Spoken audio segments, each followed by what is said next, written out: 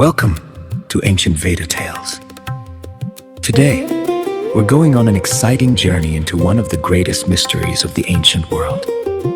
A story about memory, wisdom, and how knowledge was preserved for thousands of years without modern technology. Imagine this. You find an ancient hard drive from thousands of years ago. You open it, and every file is perfectly intact. No corruption, no changes, nothing lost. Sounds impossible, right? Yet something very similar exists. It is called the Vedas, some of the oldest and most important texts in human history. And the big question is, how was this knowledge preserved perfectly for so long without writing tools, computers, or even paper at the beginning? Think about the telephone game. One person whispers a message, and by the time it reaches the last person, it has completely changed. That's what usually happens when stories are passed across generations. Many ancient works like the Ramayana, Mahabharata, and the Puranas changed over time through retellings and adaptations. But the Vedas are different. They remained unchanged for thousands of years with no edits or distortions. That alone makes them extraordinary.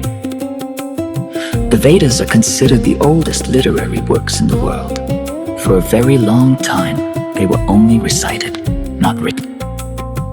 Even after more than 2,000 years, the core content has remained consistent, according to tradition.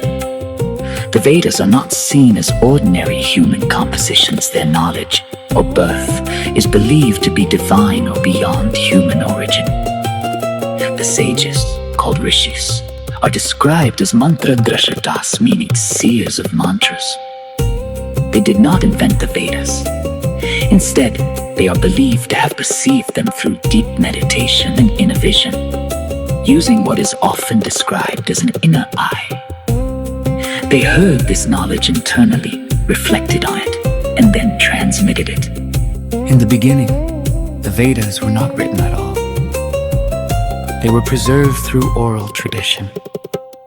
The rishis taught them to their disciples called as shishyas and chatras. The process was extremely disciplined. Students listened to Shruti. They memorized every word with precision. They recited it repeatedly. They passed it on to the next generation.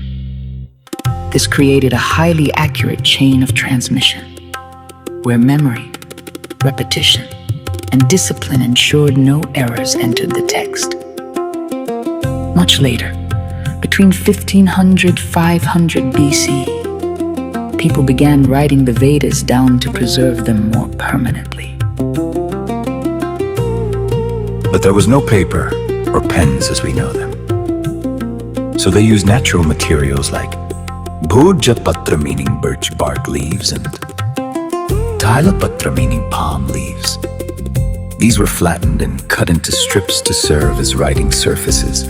Reeds or sharpened grass stems were used as pens, dipped in ink, and the texts were carefully written down. Finally, the leaves were tied together into bundles called pothis or pamtis, forming early manuscripts. The Vedas are not random collections. They are carefully structured systems of knowledge. Each Veda has its own organization. The Rig Veda is arranged into 10 mandalas, meaning circles. These are further divided into ashtakas, meaning groups of 8, adhyayas, meaning chapters, vargas, meaning smaller sections. The Atharva Veda and Yajur Veda are structured into khandas rather than mandalas. The Samaveda is unique. It is organized like a musical score, meant to be sung rather than simply read. The Samaveda stands apart because it transforms knowledge into melody. It is not just recited. It is sung, blending sound and meaning. This musical form made it easier to remember and preserved its rhythm across generations.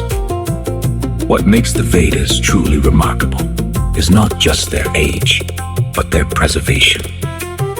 For thousands of years, knowledge was passed without loss, without alteration, without written dependence at first, through memory, discipline, and oral tradition.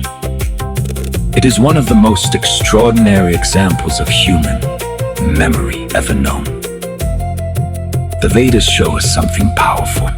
Knowledge can survive time, not only through technology, but through focus, discipline, and human memory. Now think about this. If you had to pass one important idea to future generations without writing it down, what would it be? What knowledge would you choose to protect forever? Keep exploring, keep questioning, and stay curious.